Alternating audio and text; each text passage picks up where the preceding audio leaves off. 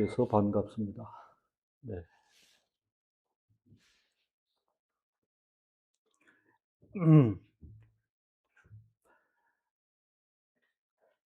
그 교회와 성도들이 그 공부나 또 개인 묵상을 통해서 시편 말씀을 상고하실 겁니다. 목회자들이나 또 신학생들 사이에 그 보편적으로 이 그 시편 설교가 일반적이지 않다 보니 대표적으로 오늘 시편 말씀을 살피기를 원합니다. 주일에 그 예배할 수 있도록 환경을 주심도 우리에게 평강 주심의 증거입니다. 그리고 살아갈 때에 하나님께서 공간 시간적으로 또 평강을 예비해 주십니다. 네, 또 한 가지 그 인식이 있는데, 예, 아무리 봐도 지금 세상은 광기, 야만, 욕심, 거짓으로 충만한 세상입니다. 최근에 몹시 몰두하고 있는 사안이 있는데, 교회 조직과 치리마저 공중에 권세 잡은 사단 마귀의 준동과 인간의 원죄, 자범죄를 인하여 소용돌이 가운데 있는 이런 현실을 지나면서 평강의 하나님을 절감하나 육체로 몸담고 있는 이 세상의 현실은 잠옷 견디기 쉽지 않은 그런 현실임도 동시적으로 인식하고 있습니다.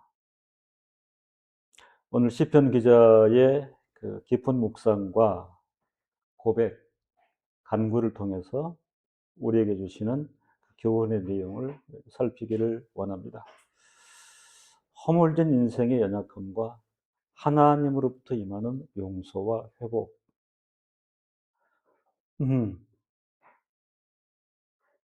전도서와 잠언이 그 솔로몬 말기에 마치 그 임종 예식처럼 본인의 삶을 회고하고 피력했듯이 시편 39편은 다윗왕 노년에 어쩌면 생애 마지막 임종 직전에 감출 것도 없고 속일 것도 없고 진솔한 마음으로 표명한 개인 탄식시, 회개시, 참회시로 알려져 있습니다. 우리에게도 그 인생의 마지막 시간이 있겠지요. 그때는 아마 이 시편 39편이 오히려 지금보다는 더 절감이 되는 그런 부분이 아닐까 이렇게 상정해 봅니다. 이 시편 39편에 대해서 다윗의 시, 영장, 여두둔으로 한 노래 이렇게 덧붙여 있습니다.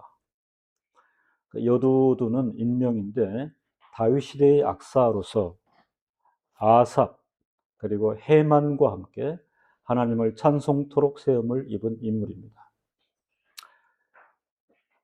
역대상 16장 1절에 보면 그날에 다윗이 아삽과 그 형제를 세워 위선 여호와께 감사하게 하여 이르기를.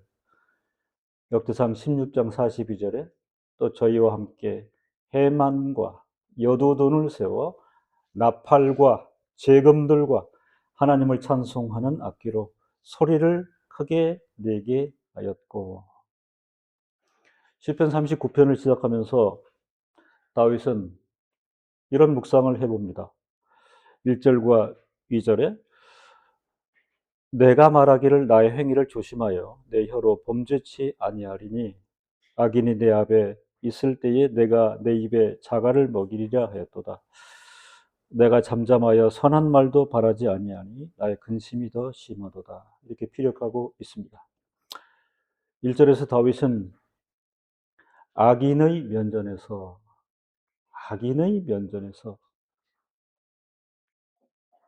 나의 행위를 조심하여. 악인들이 내 앞에 포진하고 있는데 인식은 내 행위를 조심하자. 혀로 범죄치 않기 위하여 흥분과 다급한 마음이 있을 수 있으니 혀로 범죄치 않기 위하여 자신의 입에 자갈을 먹였다고 하였습니다. 바로 앞전 시편 38편에서 유사한 언급을 하였는데 38편 13절 14절을 보면 나는 귀먹은 자같이 듣지 아니하고 벙어리같이 입을 열지 아니하오니 극도의 절제 나는 듣지 못하는 자 같아서 입에는 변박함이 없나이다.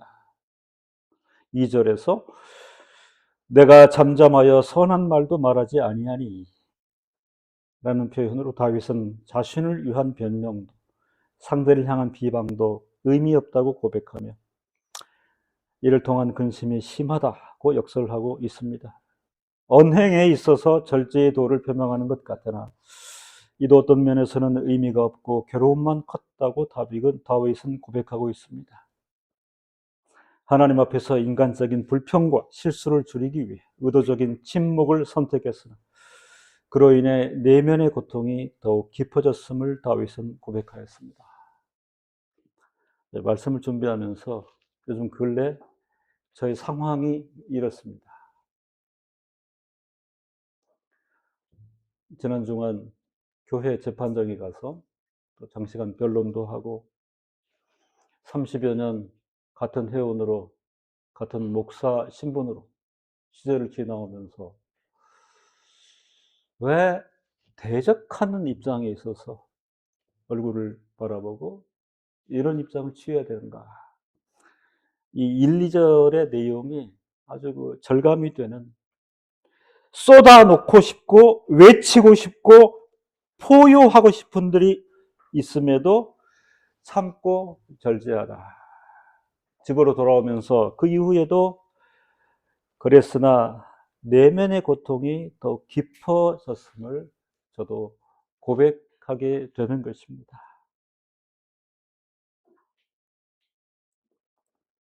그러면서 한 걸음 더 나아가 다윗은 인생이 무엇인가를 묵상하고 토로하고 있습니다. 내 마음이 내 속에서 뜨거워서 묵상할 때에 화가 발하니 나의 혀로 말하기를 여호와여 나의 종말과 연한의 어떠함을 알게 하사 나로 나의 연약함을 알게 하소서. 주께서 나의 날을 손 넓이만큼 되게 하심에 나의 일생이 주의 앞에는 없는 것 같사오니 사람마다 그 든든히 선 때도 진실로 허사뿐이니이다. 진실로 각 사람은 그림자같이 다니고 헛된 일에 분효하며 재물을 쌓으나 누가 취할는지 알지 못하나이다. 인생은 유한하고 연약함입니다. 다윗은 인생의 마지막 순간에 마음도 연약해지고 재산을 증식하자 하는 그런 의지는 헛된 것이고 오히려 지난 인생을 반추하면서 지상에 사는 인생의 실체에 대해 통렬하게 인식해 봅니다. 4절에서 나의 종말과 연한의 어떠함을 알게 하사 나로 나의 연약함을 알게 하소서라고 고백하며 하나님 앞에서 인생의 어떤 존재인가를 깨닫고 있습니다. 여러 상징적인 표현들을 동원하여 인생 자체가 갖는 유한함과 연약함을 조명하고 있습니다.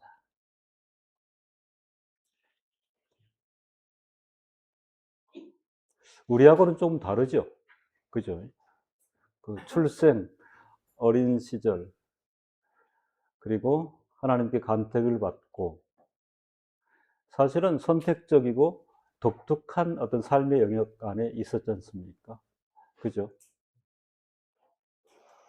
총명함, 용맹스러움, 인정받고 지지를 받고 장군으로 이스라엘의 대왕으로 적어도 우리 보편 인생과는 전혀 다른 삶의 궤적을 살아온 분이기 때문에 사실 우리는 이런 분들의 그 말을 들을 필요는 있겠어요.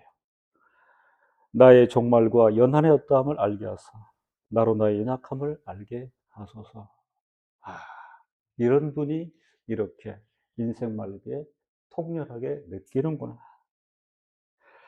인생 말비에 가장 통렬하게 깨닫는 한 가지는 인생의 유한함과 연약함이었습니다.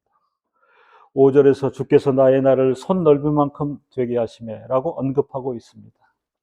이 손 넓이, 한 뼘, 고대인들이 길이를 잴 때 사용한 가장 작은 측정 단위가 이 한 뼘, 손 넓이입니다. 이 비유를 통하여 인간 존재의 유한함과 덧없음을, 인생의 초라함을 다윗은 설파하였는데, 그런 모양으로 살았지만 내 주변에 그렇게 사람이 많고 곳간에 금은보화가 충만했고 그 강대함, 그 왕궁의 호사스러움, 그렇게 생애를 보냈지만 이제 통렬하게 인식하는 것은 유한함, 덧없음, 인생의 초라함을 설파하고 있는데, 이것은 자신의 어떤 순간적인 감상적 이해 영역이 아니라 하나님께서 본질상 그렇게 하셨다. 주께서 나의 날을 손 넓이만큼 되게 하시리니.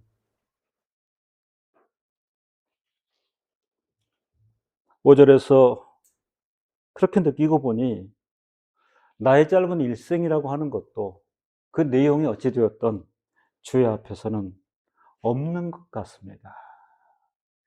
그죠? 훅 지나가는 바람, 먼지 티끌.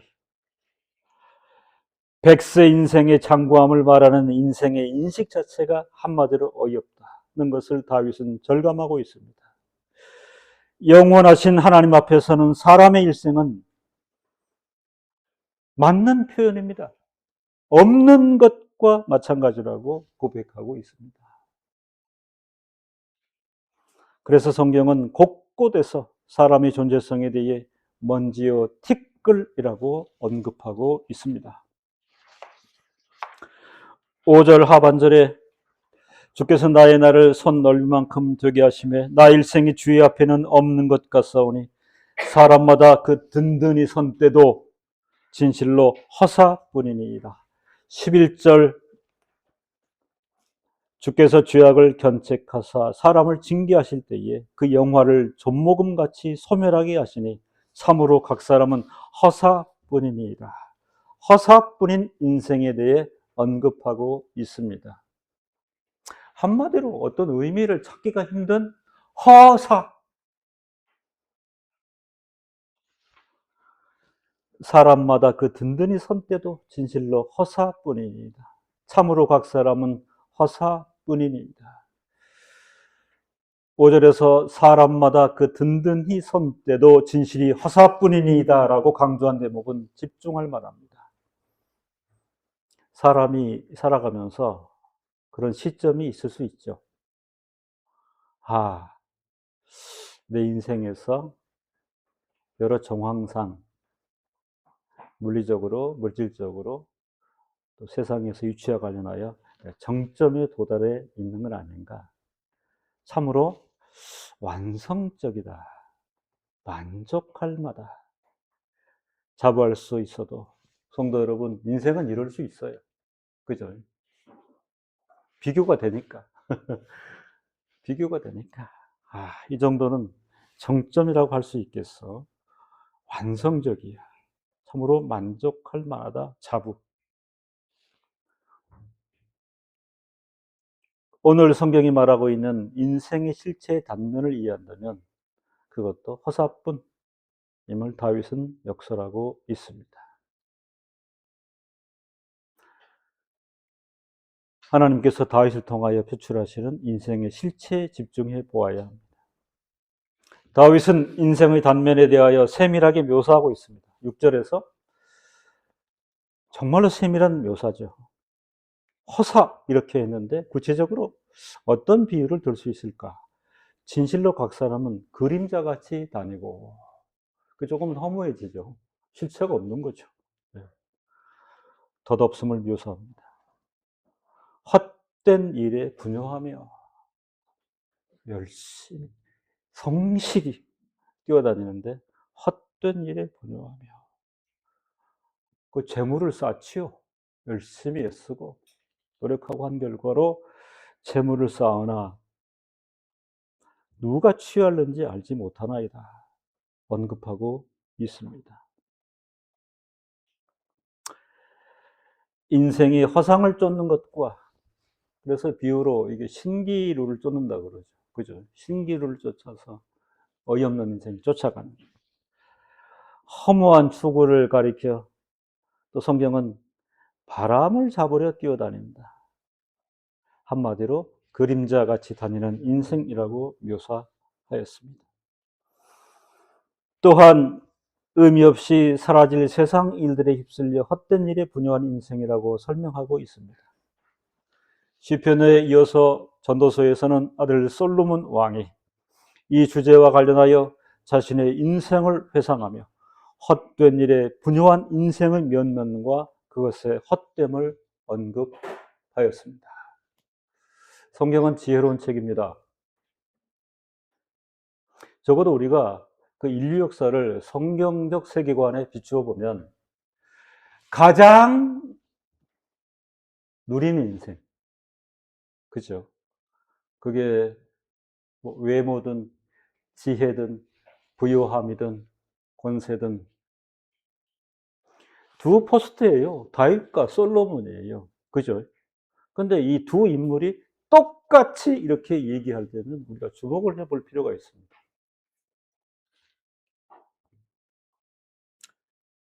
전도서 2장 9절로 11절에 보면 내가 이같이 창성하여 나보다 먼저 예루살렘에 있던 모든 자보다 지나고 그 이후에도 인류 역사 전체에서 다윗만큼 솔로몬만큼 권세, 부요, 누린 자가 있겠는가? 내 지혜도 내게 여전하여 무엇이든지 내 눈이 원하는 것을 내가 금하지 아니하며 무엇이든지 내 마음이 즐거워하는 것을 내가 막지 아니하였으니 이는 나의 모든 수고를 내 마음이 기뻐하였습니다. 이것이 나의 모든 수고로 말미암아 얻은 분복이로다. 이루었도다. 쌓았도다.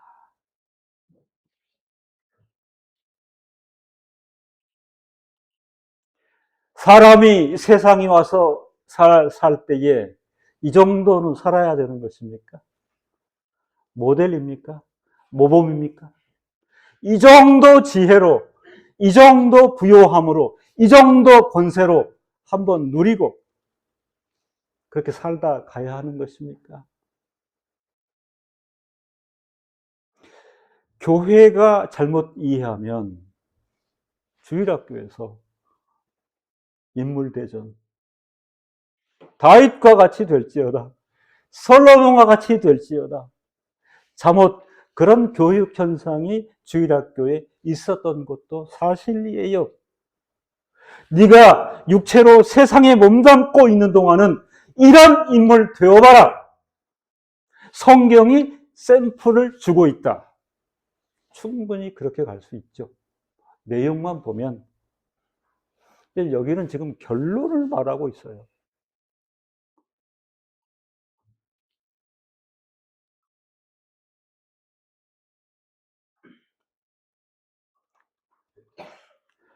솔로몬, 사람으로 세상에 와서 최고로 누린 자, 적어도 성경적 세계관과 인간과는 그렇게 말하고 있습니다. 어떤 분야를 총망라해서라도 사람으로 세상에 와서는 최고로 누린 자, 그 가치 인식이 있는 것입니다.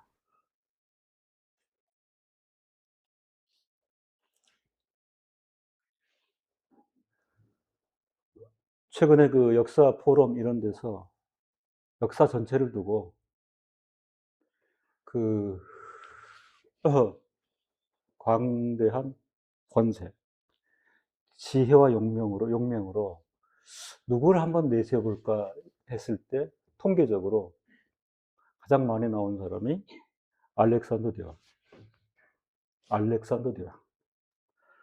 지혜와 그 용명에 있어서는 비견할 수가 없다. 그죠? 그 페르시아부터 시작해 가지고 인도 이르기까지, 네? 네. 강성대국을 형성했던 알렉산더 대왕. 그 앞에 대적할 자가 없는 거죠. 다 쓸어버리고 물리치고 대제국의 또 지혜와 명민함. 근데 전쟁에서 그 얘기 들어보셨죠? 33세에 목이 물려가지고요. 막사에서 목이 물려서 죽었어요. 그러니까 지금으로 말하면은 그 황열병이나 그다음에 말라리아, 예, 33세 그 나이에. 그리고 지금 어디에 묻혀 있는지 설은 많은데 잘 몰라요. 이게 인생이야. 그다음에 역사 가운데 가장 그 사치스럽고 허사스러운 왕이 누굴까? 베르사유의 주인 루이 14세. 이렇게 얘기하는 사람들이 많습니다. 어마어마하게 살았죠. 꾸미고. 그 여름 궁전, 그다음에 겨울 궁전, 별장 가보면 입이 떡 벌어진단 말이죠. 네. 50세에 죽었는데 죽기 여러 해 전부터 어,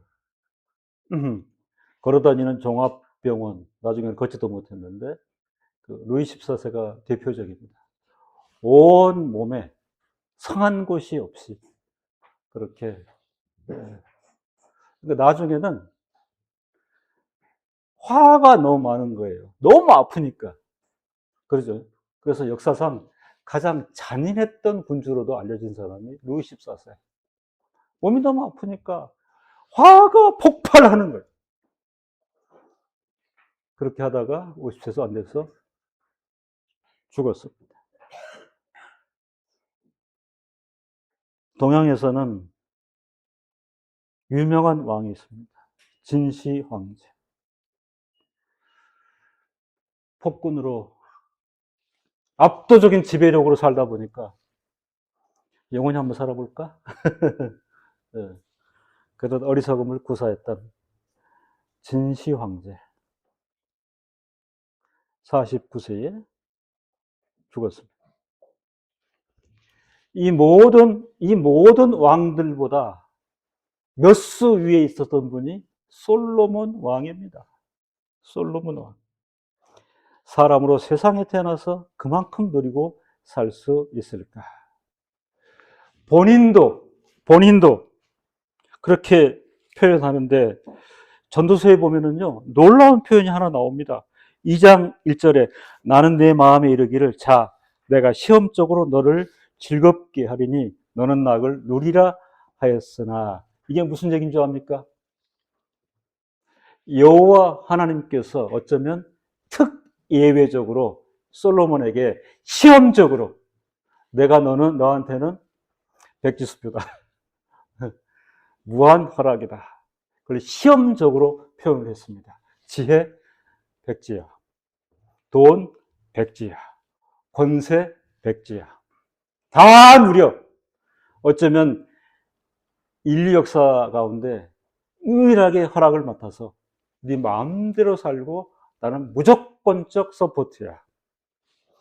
그 표현이 뭡니까? 그래서 창성하여 나보다 먼저 예루살렘에 있던 모든 자보다 진하고 비할 데가 없고 내 지혜도 내게 여전하여 무엇이든지 내 눈이 원하는 것을 내가 금하지 아니하며 허락을 받았으니까. 그죠? 다 되는 거죠. 무엇이든지 내 마음이 즐거워하는 것을 내가 막지 아니하였으니 이는 나의 모든 수고를 내 마음이 기뻐하였습니다. 이것이 나의 모든 수고로 말미암아 얻은 분복이로다. 성도 여러분, 현재 우리가 세상에 살면서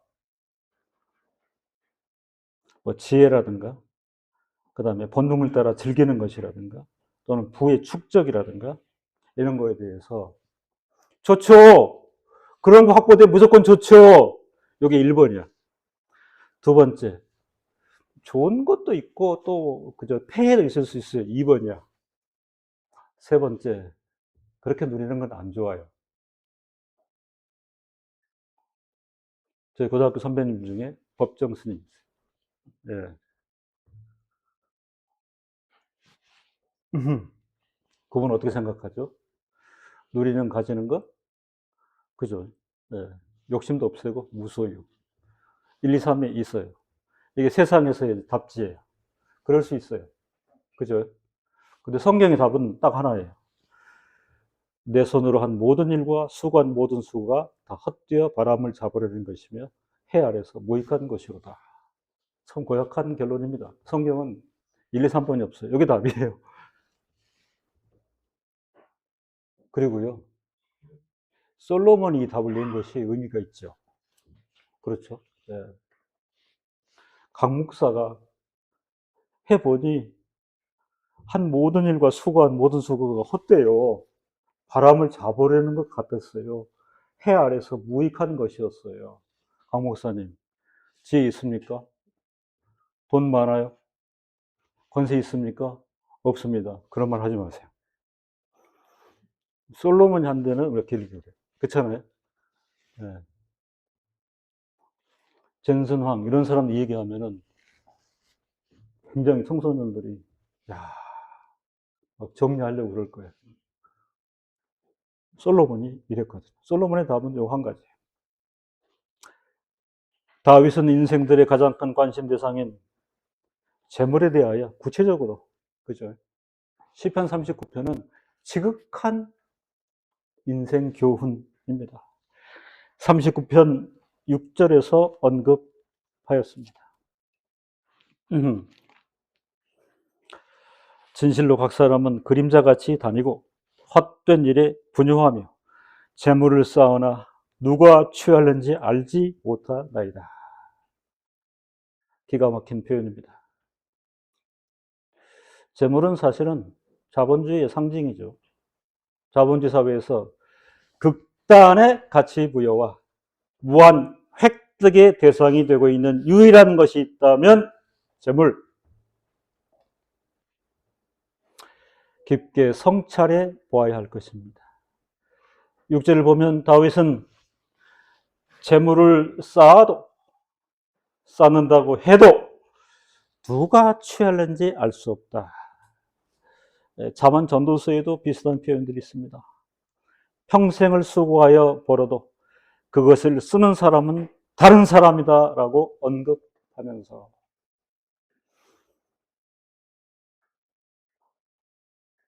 저희 부친이 그 소금을 다루다 보니까 굉장히 짜신 분인데 제가 봐도 평생 아마 양복 하나 그죠? 예, 그렇게 입고 계시고 그분은 또 많은 경우로 이렇게 동전을 많이 모아 놓으셨어요. 동전을. 그래서 제가 이제 휴가 나와가지고 아버지 친구들 만나가지고 차도 한잔하고 그래. 아버지 가는 찻집이 하나 있는데 그때 당시에 그 커피 한 잔 700원. 몇 명이니? 저랑 3명. 동전으로 2,100원을 주시더라고요. 이거면 되겠지. 그래서 한 끝이야. 집회도 아니고 동전으로 2,100원 꺼내셔갖고. 예. 할 수 없이 어머니한테 가죠. 우리 어머니는 쓰시는 분이야. 그죠? 예. 돈은 아버지가 버는데 엄마가 3만 원을 딱 주면서. 이거면 되겠지. 아버지는 생전에 뭐 본인이 가서 양말 하나도 안 사시고. 그죠? 뭐 이렇게 보셨지. 우리 어머니는 봄가을로 뭐 단풍, 그 다음에 벚꽃놀이 가시고. 근데 우리 아버지는 잘 모르셨어요. 갈 때마다, 어, 옷을 또 새롭게 해 입고 가시고. 어, 그리고 1934년생으로 이제 소천하셨으니까. 그 당시에도 그런 분이 드물었을 것 같아요. 그죠? 예, 뭐, 그, 제과점에 가서 본인이 먹고 싶은 거 다 사서 이렇게 드시고, 그렇게 하셨어요. 이게 딱 맞는 얘기야. 평생을 수고하여 벌어도 그것을 쓰는 사람은 다른 사람이다. 돌아가실 때 보니까 우리 아버님은 옷 정리할 게 없었어요. 옷이 없었어요. 근데 우리 어머님 보니까 이 농에, 그죠? 며느리도 한두 개 가져왔는데, 농에 반지, 뭐 폐물, 옷이 아주 명확한 예를 재물을 쌓아도 누가 취하는지 알 수가 없습니다. 평생을 수고하여 벌어도 그것을 쓰는 사람은 다른 사람이다 라고 언급하면서 다윗은 재물 추구가 갖는 불투명성과 불확정성, 결과적인 허무함을 인식하여야 함에 대해 역설하고 있습니다. 그런 연약함과 유한함을 우리가 가지고 있는데 이 연약함과 유한함 안에서 재물 추구가 과연 가능성일까? 성도들은 이런 인식을 좀 가져보면 좋겠어요. 재물 추구라고 하는 게 글쎄 뭐 더 나은 삶, 행복의 유일한 가능성일까? 제가 아까 말씀을 드렸잖아요. 이 세상이 광기와 야만으로 가득 차 있는 데서 정신세계는 황폐하고 쫓고 추구하고 뭘 노리는데 제가 얘기했잖아요. 다른 가능성은 없을까? 근데 대부분 인생들은 더욱 돈에 집중합니다. 제가 왜 이 얘기를 신경 써서 얘기하시냐면 성도들이요. 잠깐 멈춰서서 이 가능성이 전부라고 하면 한번 심각하게 생각을 해 보거나 갈 길을 돌리거나 유일한 관심사일 수 있죠. 그죠? 의미 없는 또는 위험한, 무서운 유일한 관심사일 수 있습니다. 내 손으로 한 모든 일과 수고한 모든 수고가 다 헛되어 바람을 잡으려는 것이며 해 아래서 무익한 것이로다. 그래서 하나님의 교회는 그런 교훈을 내는 거예요. 그죠? 내는 거예요. 덥석 쥐고 쫓아가다가 내가 거기에 붙잡혀가지고 내가 쓰러지고 내가 실족하고 이런 일이 있을 수 있으니 하나님을 바라보고 기도하면서 벌어서 곳간에 쌓는 것이 중요한 게 아니고 오히려 그거보다는 하나님의 관심으로 이것을 어떻게 돌릴까? 어떻게 베풀까? 이 인식이 성도가 서야 될 자리다. 그렇잖아요.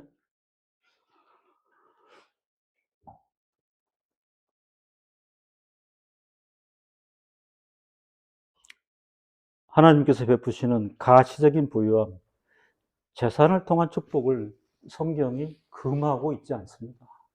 객관적 성경을 보면 일반 은총의 혜택을 베푸심일 수 있습니다. 감사한 일일 수 있습니다. 그런데 오늘 솔로몬의 결론, 다윗의 결론을 보면 인류 역사에서 명예와 부, 권력의 모든 것을 대표적으로 그리고 엄청나게 누린 다윗과 솔로몬의 이러한 고백에 깊이 관심하는 성도가 있다면 지혜자이다. 지혜자이다. 저는 오랜 세월 동안 이제 말씀을 읽고 또 성경을 읽고 신학하는 사람으로 살아오면서 신학의 도가 있습니다. 그죠? 신학과 교리의 내용이 엄청납니다.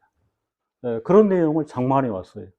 동시에 성경을 깊이 읽으면 읽을수록 성경은 인간이 어떻게 살아야 되나, 인간의 도리, 윤리, 바른 도덕에 대해서도 어마어마하게 이야기를 해주고 있습니다.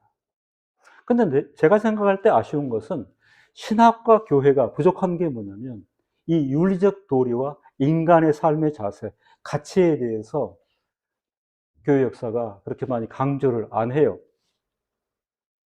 그렇게 되면 어떻게 되죠? 자본주의 교회의 모습으로 교회도 성도도 굳어지게 돼요. 그렇게 되면 이건 사단이 나는 겁니다.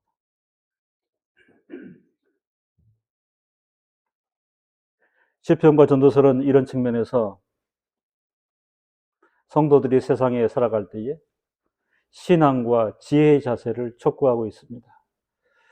다윗은 순간에 불과한 인간의 헛됨과 나약함, 추구가 가져오는 무가치함과 허무함에 대해 비탄적으로 노래하면서 하나님의 백성은 오직 하나님만을 소망하며 늘 자신을 돌아보는 가운데 겸손히 살아야 하는 것을 밝히고 있습니다. 그럼 신앙과 지혜의 자세가 뭐냐 했을 때 8절로 11절 중요합니다. 하나님 살아보니 인생은 이렇습니다. 통렬하게 인식합니다. 제가 이제 하나님께 소망을 두고 관심할 때 저에게 주시는 교훈은 이겁니다. 우리가 귀를 기울여야 됩니다. 사죄의 간구라. 그리고는 엎드러진 거죠. 그죠? 이렇습니다. 제가 엎어집니다. 성도의 신분은 허물과 죄를 두고 늘 하나님 앞에서 사죄를 간구함이 합당하다. 다윗은 역설합니다. 임종을 앞두고 다윗은 사는 날 동안 저질렀던 죄와 허물에 대하여 고백하며 하나님께서 은혜를 베푸신다면 징계를 거둬주실 것을 호소하고 있습니다. 믿음의 선배들 역시 생의 마지막 순간에 자신의 죄와 허물을 놓고 사유하시며 은총을 전심으로 간구하였습니다. 한국 장로교회의 스승 중에 한 분이 정암 박윤선 목사님이셨습니다. 그분의 일생을 두고는 거의 예외 없이 거룩한 삶이셨다. 하나님 말씀을 보는구나. 신학교에서, 교회에서, 가정에서, 성도 전체를 위하여 그분의 삶은 지극히 모범적이셨다. 라고 판단하는 분이 몇 분 안 계시는데 그 중에 한 분이 정암 박윤선 목사님이십니다. 그러다 보니까 88년에 이제 병원에 입원했을 때 수많은 제자 그리고 후학들이 찾아와서 박윤선 목사님의 삶은 참으로 모범적이셨습니다.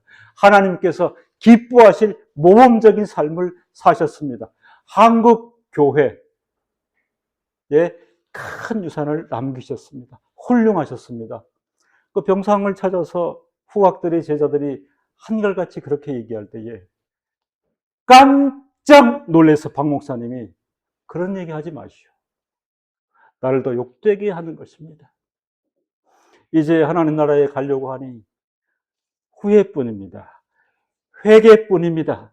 내가 저지른 죄뿐입니다. 이걸로 내 심령이 가득 차서 견딜 수 없는데 그런 거짓된 찬사를 나에게 하지 마시오. 그래서 굳고 말리시다가 임종하셨다 하는 것을 목도하셨던 선배들이 얘기를 하게 되는 것입니다. 어쩌면 나의 죄와 허물을 놓고 사유하심의 은총을 간구하는 이 사실을 우리가 다윗을 통해서 솔로몬을 통해서 미리 깨닫고 생활 가운데 이런 자세를 견제하는 것은 합당한 도리일 것입니다. 나를 모든 죄가에서 건지옵소서. 8절에 반복되는 죄와 허물의 늪에서 나를 건져내 주옵소서. 연약함으로 그 상황에서 어쩔 수 없다고 치부하는 나의 질못은 어쩔 수 없었습니다. 그 상황에서는 어쩔 수 없었습니다. 그 상황에서 어쩔 수 없었다고 치부하는 나의 잘못을 깊이 깨닫게 하시고 당신의 도우심을 따라 건지심을 받게 하옵소서. 8절에 우매한 자에게 욕을 보지 않게 하소서. 요사스러운 간계와 거짓으로 남을 해치는 사특한 자들이 나의 처지를 놓고 악용하며 나의 연약함을 빌미로 하나님을 도무지 두려워하지 않는 자들이 나를 둘러싸고 나를 욕보이는 일이 없도록 나를 지켜 주옵소서. 최근에 저한테는 이 간구가 더욱 커지는 것 같습니다. 깜짝깜짝 놀랄 정도로 요사스러운 간계와 거짓으로 남을 해치는 사특한 자들이 도무지 하나님을 두려워하지 않는 자들이 상대의 상황을 악용, 남용, 거짓으로 꾸며서 욕보이는 일이 없도록 해 주옵소서. 동시에 하나님 아버지 부족하지만 연약하지만 그래도 신앙을 따라 살려고 애를 썼습니다. 양심을 거스리지 않고 살려 몸부림도 쳤습니다. 나를 불쌍히 여겨 주옵소서. 10절에 주의 징책을 나에게서 옮기소서. 할 수만 있으면 나를 긍휼히 여겨 주옵소서. 징계의 칼을 거두어 주옵소서. 일생을 그런 내용으로 꽉 채워 살았던 솔로몬과 다윗이 임종 앞에서 할 게 이거밖에 없다. 죄악세상에서 사죄의 간구를 드리는 성도로 살아야 하는 것입니다. 12절 13절에 기도 응답과 용서와 회복을 간구할 때에 다윗은 자신의 죽음 앞에서 하나님의 응답하심과 죄의 허물을 용서하심 그리고 참된 신앙의 회복을 간절히 구하고 있습니다. 12절에 들으시며 귀를 기울여 주옵소서. 나의 간절한 간구에 귀를 기울여 주옵소서. 12절에 잠잠하지 마옵소서. 간절히 간구할 때에 눈물을 흘려 통회할 때에 잠잠하지 마옵소서. 참으로 간절한 토로에 응답하여 주옵소서. 세 번째 인식은 참으로 놀라운 것이에요. 그죠? 어쩌면 다윗도 솔로몬도 사람으로 한 시대를 강하게 움켜잡고 주인으로 살았어요. 그죠? 모든 자들이 자기 앞에서 머리를 조아리고 엎드리고 나의 처분을 바라고 나의 곳간에는 금은 보화로 가득 쌓였으며 왕성은 호사 사치스럽기가 이루 말할 수 있는 주인으로 주체로 살았어요. 그런데 이분들이 이렇게 나는 주 앞에 객 나그네 거류자 남의 영토에 임시로 머무는 자로서 인생을 살았습니다. 나의 조상들과 마찬가지로 하나님 앞에서는 나의 존재와 나의 인생은 객과 거류자 있음을 고백합니다. 그죠? 어쩌면 죽기 전에 일생에 한 번 진실되고 정직한 순간이 이때가 아니겠는가. 아무것도 감출 필요가 없고 포장할 필요가 없고 아무리 생각해도 나는 객과 거류자로 살았습니다. 강력한 왕으로 궁성에서 살았지만 나의 일생은 나그네였을 뿐입니다. 용서하사 회복시키소서. 나의 죄가를 용서하시고 나의 심령을 거룩하고 신실한 성도의 본질로 회복시켜 주옵소서. 성도 여러분, 죽음이 저에게는 아직도 먼 얘기입니다. 라고 인식할 때에 성경의 이 교훈을 받는 것은 귀한 것이에요. 하나님께서 우리를 지혜자로 만드는 순간인 것입니다. 고치시고 회복시켜 주옵소서. 이러므로 우리에게 남은 생애가 있다면 성도는 일생토록 무엇에 집중해야 하는가? 주여 내가 무엇을 바라리요? 나의 소망은 오직 주께 있나이다. 절제하려고 해도 내면의 고통이 심해지는 나의 심령. 갈수록 통렬히 깨닫게 되는 인생의 유한함과 연약함. 죄와 허물을 인하여 하나님 앞에서 사죄하고 긍휼하심을 간구할 수밖에 없는 형편. 이런 인생의 상황 앞에서 용서를 구하고 간구할 때마다 거룩하고 신실한 성도의 본질의 회복을 소원할 뿐인 나를 인식하게 됩니다. 이런 인생의 연약함을 바로 알고 인생을 오직 하나님께만 집중하고 그분으로부터만 용서와 위로와 만족을 구하며 살아야 하겠습니다. 기도하십시다.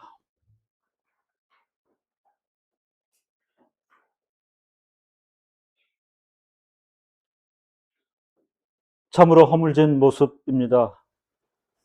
아무리 생각해도 제가 쌓은 허물과 죄의 용량이 참으로 막대합니다.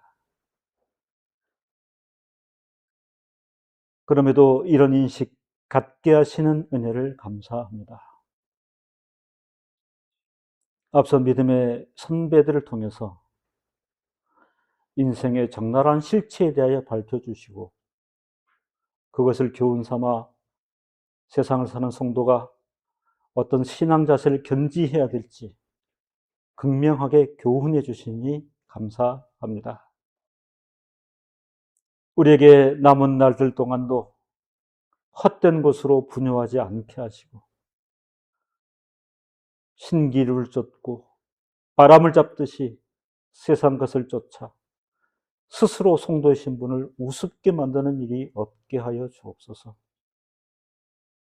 죄 허물을 내어놓고 사유하시는 은혜를 간구하며 성도의 본분을 회복시켜 주시는 은혜를 소망하는 성도로 살게 하시고 베푸시고 주시는 모든 것을 따라 하나님의 나라를, 하나님의 주류회를, 주님의 교회와 성도들을 위하여 나누며 베푸는 성도의 자세를 잘 견지케 하여 주옵소서. 예수님의 이름으로 기도드립니다. 아멘.